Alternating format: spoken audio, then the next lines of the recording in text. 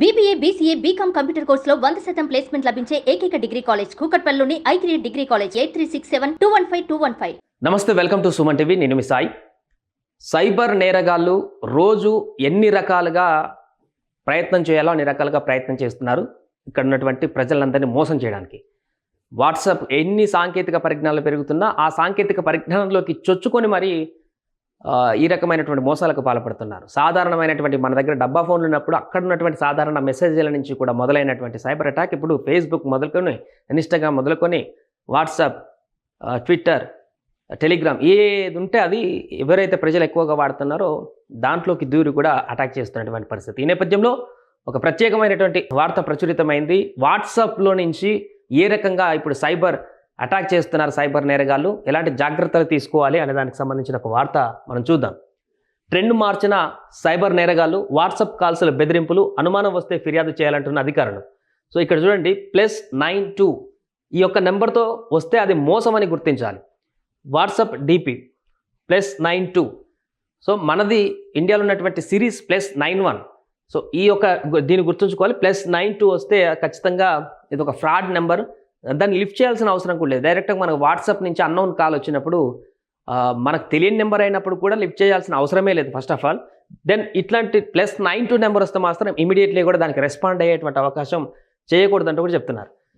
ఈ నెంబర్తో calling cyber నేరగాళ్ళు కొత్త మోసాలకు దారులు వెతుక్కుంటున్నారు. వాట్సాప్ DPగా పోలీసు ఉన్నతాధికారుల ఫోటోలను పెట్టుకుని ఆ నెంబర్ల నుంచి పలువురికి వాట్సాప్ వాయిస్ కాల్స్ చేస్తున్నారు. తాజాగా ఇలాంటి బెదిరింపుల వీడియో ఒకటి DGP జితేందర్ తన అధికారిక Xలో పోస్ట్ చేశారు. అనుమానాస్పద కాల్స్ వస్తే నమ్మి మోసపోకుండా స్థానిక పోలీసులకు ఫిర్యాదు చేయాలని అధికారులు సూచిస్తున్నారు. సో +92 నెంబర్తో వస్తే అది మోసం. మీ వాట్సాప్కు పోలీసుల పేరిట బెదిరింపు కాల్స్ వస్తే అందులో ఉన్న నెంబర్ ఏ సంఖ్యతో మొదలైందో గమనించాలి. ఒకవేళ అది +92 నెంబర్తో వస్తే పక్కాగా అది సైబర్ నేరగాళ్ల పనే అని గుర్తించాలి.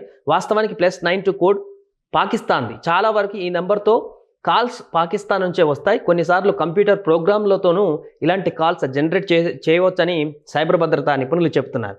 సో ఇట్లా +92 అనేది మనకు సంబంధించినటువంటి నెంబర్ కాదు, అది పూర్తిగా సైబర్ మోసగాళ్లకు నుంచి వస్తున్నటువంటి కాల్గా మనం గుర్తించాలంటూ కూడా ఒక అవగాహన ఇక్కడ చెప్తున్నారు. అనుమానం వస్తే సంచార్ సాది పోర్టల్ దృష్టికి తేవాలి. మీకు తెలియని నెంబర్ నుంచి +92తో ప్రారంభమయ్యే కాల్స్ వచ్చి అందులో అవతలి వ్యక్తి మీ వ్యక్తిగత వివరాలు, మీ Aadhaar card number, bank login వివరాలు లేదా OTPలు ఏవైనా అడిగితే చెప్పకూడదు. అలాంటి అనుమానాస్పద నెంబర్ల నుంచి ఫోన్ కాల్స్ వస్తే వెంటనే సంచార్ సౌదీ పోర్టల్ ఇక్కడ వచ్చారు www.sancharsathi.gov.in Chakshu report suspected fraud కమ్యూనికేషన్స్లో మోసపూరిత సమాచారాన్ని తెలియజేయాలని డిపార్ట్మెంట్ ఆఫ్ టెలికమ్యూనికేషన్ ప్రజలకు సూచిస్తోంది.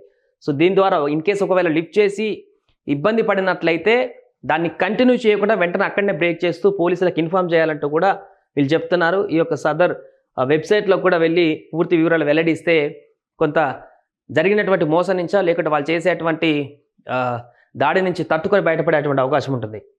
ఫేక్ వాట్సాప్ కాల్స్లో విషయంలో అప్రమత్తంగా ఉండాలి. పోలీసు అధికారుల ఫోటోలను DPగా పెట్టుకొని అపరిచితులు ఫోన్ చేసి మీకు సంబంధించిన వాళ్ళ పోలీసులకు పట్టుబడ్డారని లేదా వాళ్ళ పేర్ల మీద ఇల్లీగల్ డ్రగ్స్ కొరియర్లు వచ్చాయని వాళ్ళు ఇంకేదో పెద్ద తప్పు చేశారని మిమ్మల్ని టెన్షన్లో పెట్టి బురిడి కొట్టిస్తారు. అలాంటి ఫోన్ కాల్స్ పట్ల అప్రమత్తంగా ఉండాలంటూ జితేందర్ DGP తెలంగాణ చెప్తున్నారు.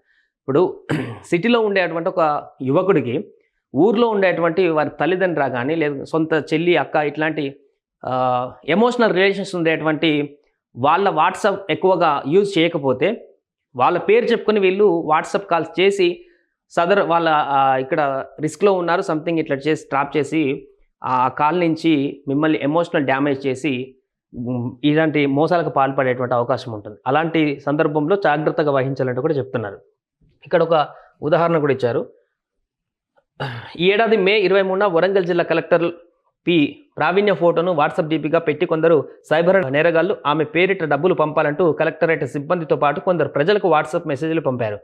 విషయం తన దృష్టికి రావడంతో కలెక్టర్ వెంటనే సైబర్ క్రైమ్ పోలీసులకు ఫిర్యాదు చేయడంతో పాటు ప్రజలు, అధికారులు ఎవరు కూడా అలాంటి మెసేజ్లకు స్పందించవద్దంటూ కూడా సూచించారంటూ అక్కడ ఒక వార్త. గతంలో జరిగినటువంటి కలెక్టర్ ఫోటోను వాడతారు, DGP ఫోటోను వాడతారు, పొలిటీషియన్స్ ఫోటోలు కూడా వాడుతున్నారు. ఆ ఫోటోలు వాడి కూడా ఈ డబ్బులను బెదిరించే కార్యక్రమాలకు ఇవన్నీ కూడా జరుగుతున్నాయి. ఇంకొకటి, హోంశాఖ ప్రత్యేక కార్యదర్శి రవిగుప్తా DGPగా పనిచేస్తున్న సమయంలో ఆయన ఫోటోను DPగా పెట్టిన నెంబర్తో ఈ ఏడాది మే 21న వ్యాపారికి వాట్సాప్ కాల్ వెళ్ళింది. మీ అమ్మాయిని నార్కోటిక్ డ్రగ్స్ కేసులో అరెస్టు చేశారు, ఆమెను విడుదల చేయాలంటే 50,000 మొబైల్ పేమెంట్ ద్వారా పంపండి అని సైబర్ నేరగాలు డిమాండ్ చేశారు. దీనిపైన తెలంగాణ సైబర్ సెక్యూరిటీ బ్యూరో అధికారులు కేసు నమోదు చేశారు. ఇలా హోంశాఖ ప్రత్యేక కార్యదర్శి రవిగుప్తా డీజీపీగా పనిచేసినటువంటి సమయంలో ఆయన ఫోటోనే డీపీగా పెట్టుకున్నారు. ఇలా ఎవరి ఫోటోలను వదలకుండా పూర్తిగా వీలైతే ట్రాప్ చేయడము, లేదంటే బెదిరించి వారి దగ్గర నుంచి సొమ్ము లాక్కునేటువంటి ప్రయత్నం చేయడం, అది కూడా కుదరలేదంటే పూర్తిగా వాళ్ళని భయభ్రాంతులకు గురి చేసి పూర్తిగా వారి దగ్గర నుంచి సొమ్ము లాగేసేటువంటి ప్రయత్నం కొనసాగుతుంది. కాబట్టి దీనిపైన జాగ్రత్తగా ఉండాలి అంటూ కూడా పోలీస్ అధికారులు చెప్తున్నారు. +92 గుర్తుపెట్టుకోండి, +92 అనేటువంటి నెంబర్ నుంచి ఏ రకమైనటువంటి కాల్ వచ్చినా కూడా మీరు దాన్ని ఎట్టి పరిస్థితుల్లో అటెంప్ట్ చేయకుండా ఉంటే సురక్షితంగా ఉంటారు. సుమన్ టీవీలో మీ పర్సనల్ అండ్ బిజినెస్ ప్రమోషన్స్ కోసం కింది నెంబర్కి కాంటాక్ట్ చేయండి.